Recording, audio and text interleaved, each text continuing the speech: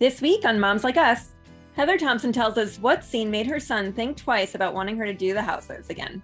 A scene with the tiki torches being thrown, with the naked ladies. Quite a thing, yeah. Then actress Jordana Brewster opens up about the stigma that she says comes with surrogacy. I think women in particular, I think we're really hard on ourselves. I think we feel like we have to do everything and be everything to everyone. Plus, Alexis Bellino shares the key for co-parenting with her ex, Jim. For the most part, it's been, we do have one thing that we are 100% about, and that's how much we love our kids and we want it to be the best for them. We've got all that plus so much more on today's Moms Like Us. Hey guys, Mandy DeCamp here with Brianne Mans from Stroller in the City. Welcome to Moms Like Us. Hi, Brianne. Hey, Mandy. How are you? I'm good. I'm not Christina, as you can see. Christina welcomed her beautiful baby boy, Lucas Michael. We're so excited for her. I'm so excited for her. And I love the name. I love the name. I know she's having such a hard time trying to figure out a name. I love it, love it, love it. Good choice, Christina. Yes, I know you're watching. And Gianna has, welcomed him, she said, but it's been a little tough. So I did want to ask you, since you have 3 kids, do you have any tips for Christina getting Gianna used to the baby?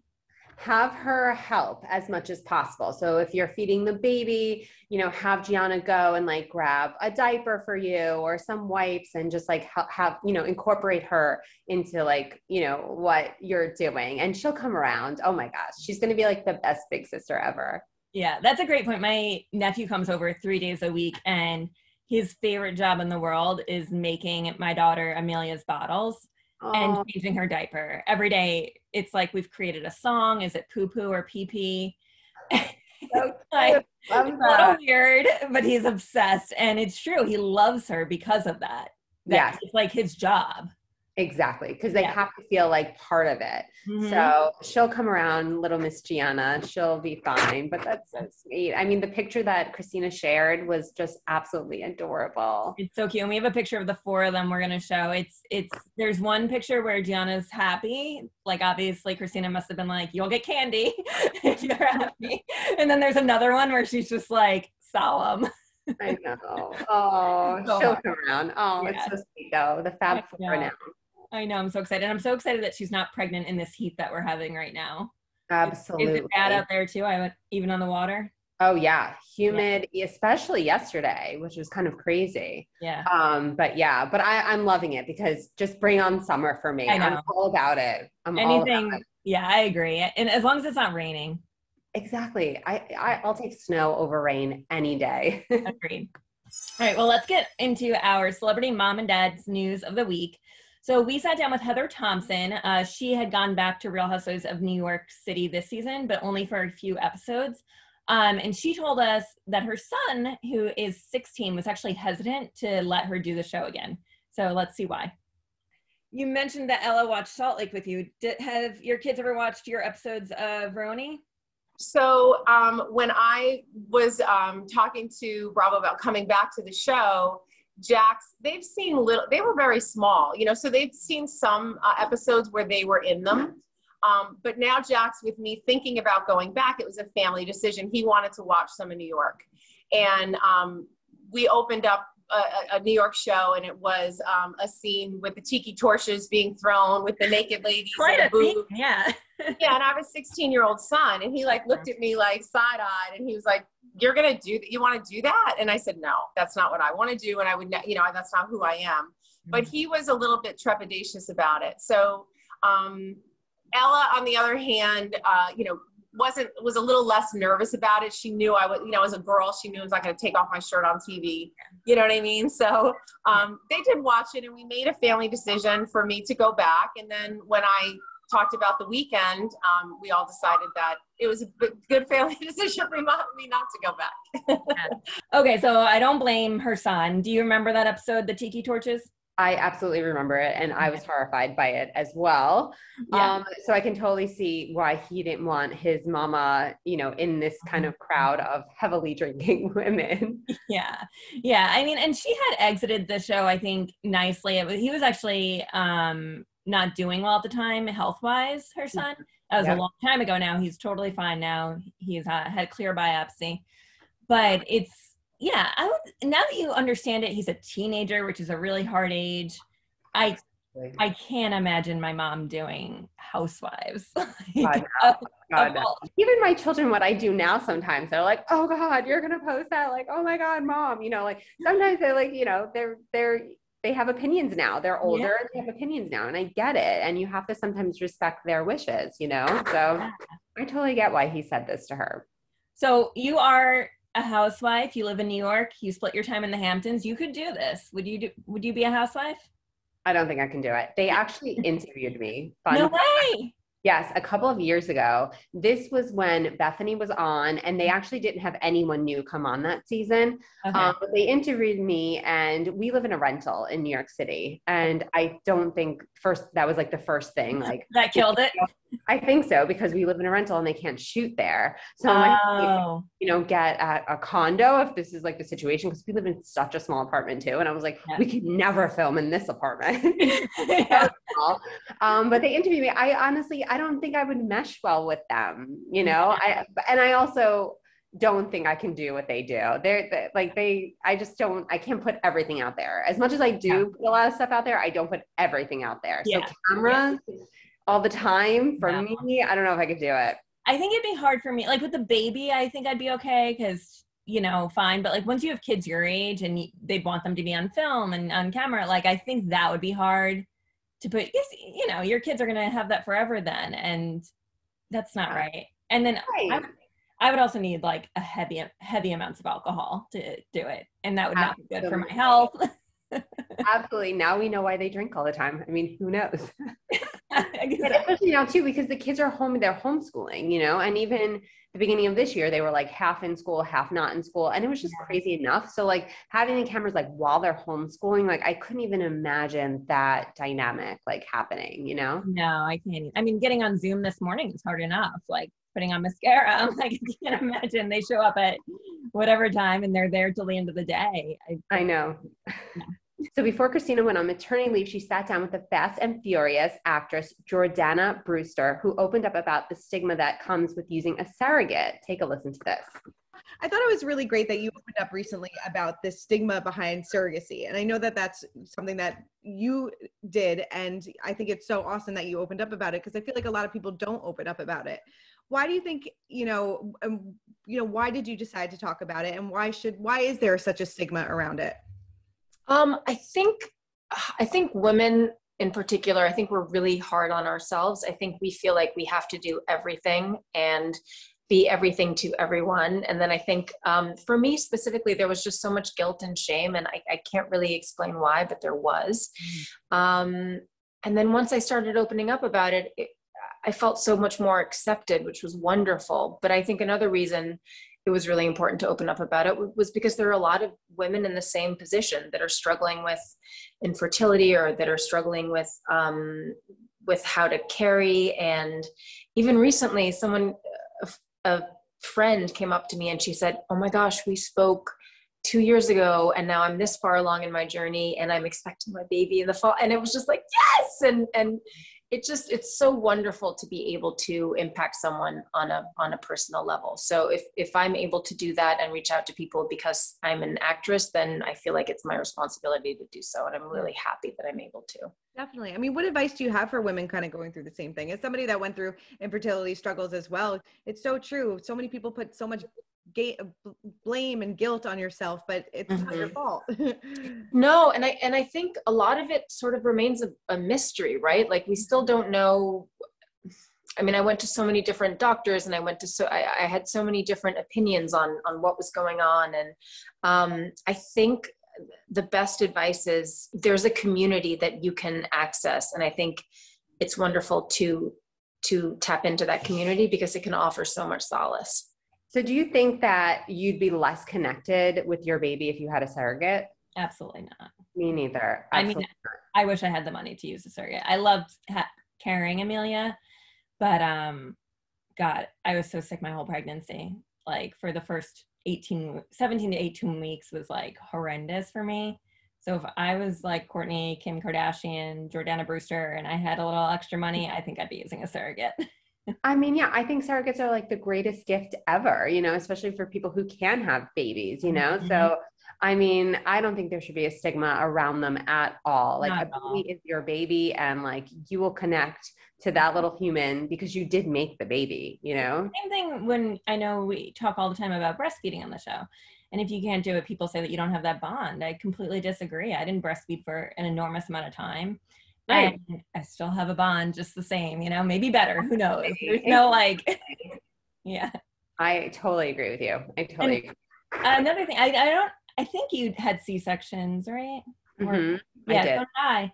And a lot of people, there's a stigma around that where moms feel like they didn't really like push or whatever. I'm like, thank God Oh, I my didn't goodness. push. Yes, exactly. I mean, my first one was obviously unplanned, you know, emergency. Second one, I tried for the VBAC. I had the doula. I had everything. I was like in Yeah. over 24 hours of labor, and my body doesn't dilate. Like that's my problem. And like the second one, it went south really fast. And thank God that we can have C-sections. But I do remember, you know, being in a, and saying like, oh, well, I had a C-section, and like, maybe one or two of the moms were like, I had like natural births. And like, there's no right way to bring a baby into this world. And if there weren't such a thing as C-sections, the moms would be dead as well with the babies at this point, you know? So thank God for that. For surrogates and C-sections and all the things. Bring it on. Yeah, exactly. Little baby into this world is fine by me. Yep. It doesn't affect your bond, I promise. Definitely not. Oh, okay. So Christina had also spoken with former Real Housewives of Orange County star Alexis Bellino, and she opened up about co-parenting with her ex Jim. So take a listen to this. How has co-parenting with Jim been during this time? You know, we still have our ups and downs, but for the most part, it's been, we do have one thing that we are 100% about, and that's how much we love our kids, and we want it to be the best for them, you know, and put them first. So that works out. But, you know, when you have personalities that are a little bit more clashy, then it's hard. And it's been, I mean, we've been divorced now almost like 3.5 or 4 years. So it should, 3.5, I think. So it should get, no, 3. Like 3 to, I don't know, something around there, but it should be getting easier, and it does each day, but it's definitely a work in progress, but we just try to respect each other and put our kids first. So. Yeah. I mean, you have said, you know, the divorce process and everything, I'm sure for everybody that it was a rocky situation. I mean, would you say that you guys are in a good place right now? I mean, like you said, it's a work in progress, but are you guys cordial, or is it more just for the kids? We definitely have our days. Like if there's something that happens that I feel has hurt the kids' feelings or something I don't like, it really puts my mama bear up, and then I get upset. Or, you know, if we don't see eye to eye on something in regards to parenting, it definitely it throws a curveball to us for a couple of weeks or a week of our communication. But then we manage to find our way to get back on track and try to be cordial and respectful and put the kids first. So it works itself out.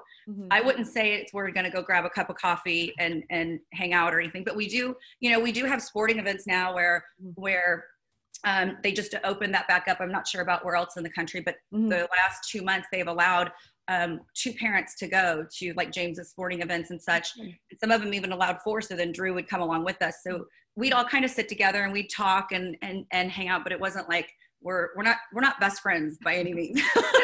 Okay, so she's engaged, and I love how she said that she's not best friends with her ex, and that's okay. She's not inviting him to her upcoming wedding, and that's okay too. She said that, you know, the key for her is that they agree on one thing, and that's putting their kids first. And that's all. That's what matters. How do you know, obviously you're together with your husband, but you both work full time. Is there one tip or trick that you have for co-parenting when you guys can't be together all the time? I mean, we can't be together a lot because my husband travels so much for work. And for me, it's just list, it's communication. Communication is key. It's like constant going through, you know, what each kid has to, you know, do. And yeah, I think like just talking it through and saying like, okay, this is going down today. Like, you know, my husband's now home, but he was gone for like 2 weeks prior. And I'm like, okay, so this is what's happening right now and the day, and, you know, just constantly like filling each other in on like what's going on, you know, and just juggling that whole thing, you know? Definitely. Yeah.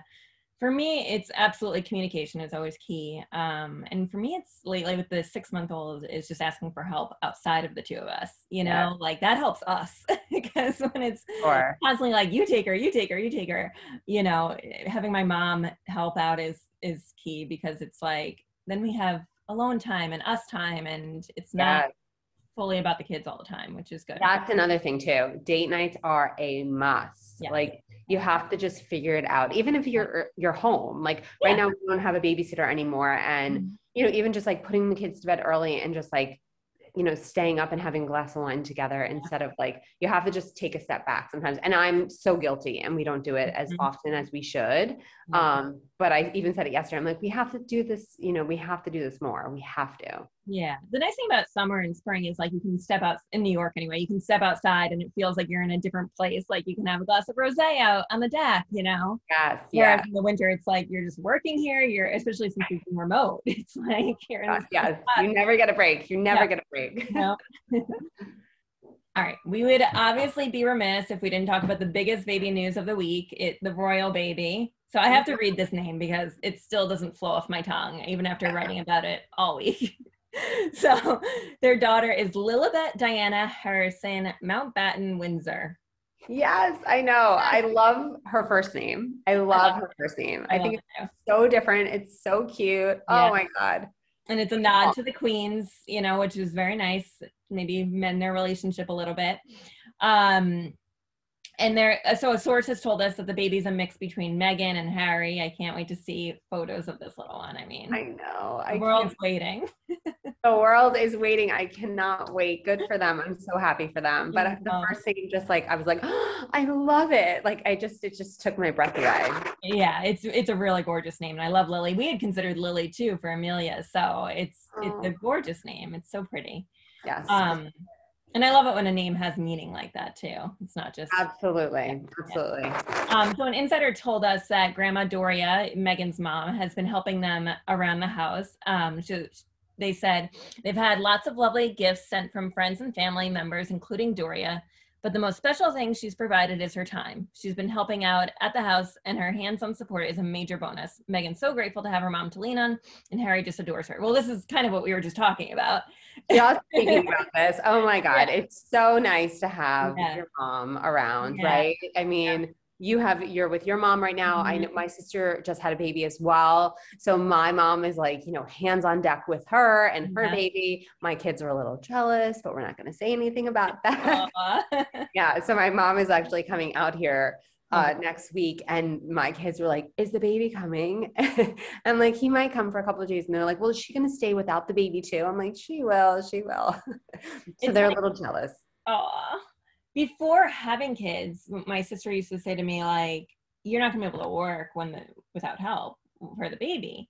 And I'd be like, I'm like a pro multitasker. It's not gonna be a problem. Yeah. Like, it's no joke. No, you can't. You need help. You do. Yeah. I mean, even if it's not childcare help, like you need like just someone to do the laundry, someone to do this. Like it's just a lot. It's a lot to take on, you know, especially when you have a full-time job, you know, especially like we just let go of our babysitter in New York City. So this is like this is major change. It's like, I feel terrible. I want to cry thinking about it. But at the same time, she did not want to come here. We're out in Long Island. So she didn't want to come. She has a daughter. I get it. Yeah.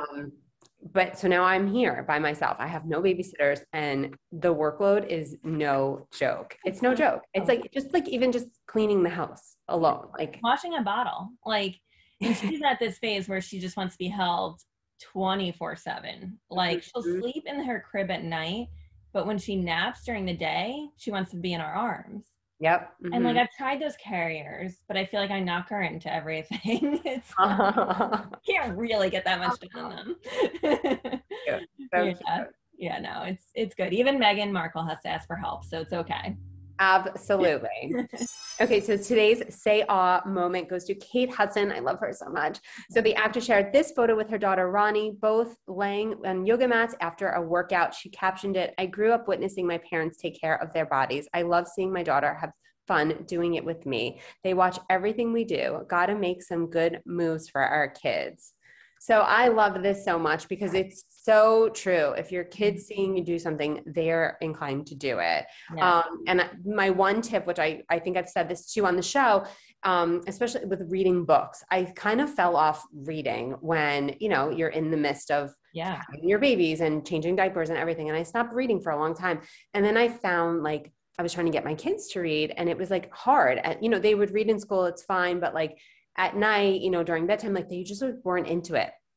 And then when I started picking up books again, they did. Oh, wow. So it's like such a, like, I was like, oh my God, they see me doing it. So now they want to do it. So bringing a book with me to the pool or the beach or wherever, or at night, you know, just even just like sitting there, they're more inclined now to read. And I love that. And the same thing with like working out, you know, same thing. So I worry. I mean, I worry about everything with the small baby, but like, I worry that even when I'm on feeding her a bottle, like I'm looking at my phone constantly. And so is my husband, Jeffrey. And it's like, is she seeing that? Is she already picking that up? You know, these bad habits. So maybe I'll pick up a book next time. I know. I have to do that. Like, especially with my 12-year-old who has a phone, I have to put my phone down. I have to put it down, you know, because he sees it. So I get it. Yeah, that is true. And the working out, I totally agree. And also eating right in front of your kids is super important. I know, you know, my sister has struggled with her kids and having them be picky eaters and all of that. So yeah, all that's, you got to do the good things so they do the good things. Exactly. So our Mama Clapback of the Week goes to Brittany Cartwright when an Instagram troll told the Vanderpump Rules alum to put her son Cruz's seat up a notch. She replied, I already arranged it since this photo and he was sitting high in the seat, so everything was just fine. People also came after her because his seatbelt wasn't buckled in this photo. Okay. I mean, listen, someone came after me a long time ago. I had my kids in the back seat and I forgot why the dog was like sitting on the lap and it was just a cute photo. We were like parked, we weren't driving. Right. And they said something about the way the car seat was. And I actually and they were strapped in and it was so hard. Like I was just kind of like taken back. I like took the photo down. I still remember that, you know, this I do later because that's hurtful. I know it's the one thing I will say though, since she's in the public eye, I probably wouldn't have posted that photo. I would have just been like, no, people are you have to think critically, like before you post something nowadays, if you're a celebrity. Absolutely. Absolutely. You have to think what is wrong with this photo before I post it, you know? Yep. With everything that you post, everything, someone is always going to take it the wrong way. Absolutely. Maybe it's because like I work at Us Weekly, but I see like even my pictures, I'm like, what's wrong with this photo before I post it? Not that anyone cares. I have like 600 followers, but like, you know, it's true about it. Yeah. Especially when it comes to like the safety and the, you know, the car seat situation, people take that really seriously as they should. So I can see that, but yeah, I mean, I even saw a photo the other day. I forgot who it was. It was a celebrity and they had it, the baby in the car seat without it strapped, I guess just sleeping. And it was like newbornish. And I was like, oh, someone's going to say something because the baby wasn't strapped into the car seat. I like saw it like happening, you know? Yeah. That's what happens. Meanwhile, I'm like, every day in the car, I'm like, she has it on, right? Did I bell her? It's so scary. I know. The stupid mirror in the back seat does not work well. It falls every time. Oh my goodness. I know. That is very true. Yeah. Very true. All right. Our Mom's Getting Real moment of the week goes to Shawn Johnson. We love her. She's about to pop, I think, too. She did a Q&A on Instagram, and one of the questions was about how she manages to work from home with baby. And I would like tips on this as well. So let's hear what she said. A few questions here. Lexi arrives at 10 every day and she leaves around 4 or 5. But we work from I work from 10 to 4 or 5 every day.